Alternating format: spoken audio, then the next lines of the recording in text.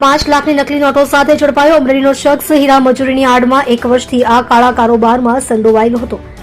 SOG પોલીસે કર્યો પર્દાફાશ। હીરાનગરી સુરત સ્પેશિયલ ઓપરેશન ગ્રુપે છેલ્લા 10 વર્ષથી સુરતમાં સ્થાયી થયેલા અને હીરા ઉદ્યોગ સાથે સંકળાયેલા એક રત્ન કલાકારને પોલીસે ₹5,03,000ની કિંમતની બનાવટી નકલી ભારતીય ચલણી નોટો સાથે ઝડપી પાડ્યો છે। આરોપી પોતાની હીરા મજૂરીની આડમાં છેલ્લા 1 વર્ષથી આ કાળા કારોબારમાં સંડોવાયેલો હોવાનું પોલીસ તપાસમાં બહાર આવ્યું છે। મૂળ અમરેલીનો શખ્સ ભીડભાડવાળા વિસ્તારોમાં નોટો વટાવવા જતો।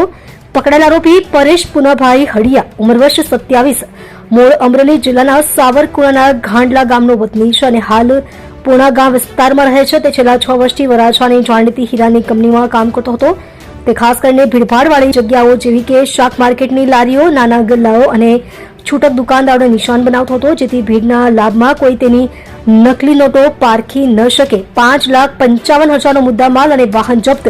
પોલીસે આરોપી પાસેથી કુલ ₹55,55,500નો મુદ્દામાલ જપ્ત કર્યો છે, જેમાં ₹5,03,500ની નકલી નોટો, એક મોટોરોલા કંપનીનો મોબાઈલ ફોન અને ગુનામાં વપરાયેલ હોન્ડા શાઇન મોટરસાયકલ GJ05 LU5480નો સમાવેશ થાય છે। પોલીસ હવે આ દિશામાં તપાસ કરી રહી છે કે આ નકલી નોટોનો જથ્થો આરોપી ક્યાંથી લાવતો હતો અને તેની સાથે અને કેટલા શખ્સો સંડોવાયેલા છે। નકલી નોટોના કાળા કારોબારમાં 1 વર્ષથી સંડોવાયેલો।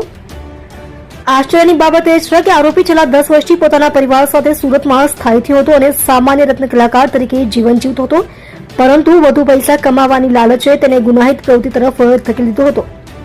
છેલ્લા 1 વર્ષથી તે સતત પોલીસ નજરથી બચીને આ પ્રવૃત્તિ કરી રહ્યો હતો, પરંતુ અંતે તે કાયદાના સિકંજામાં આવી ગયો છે।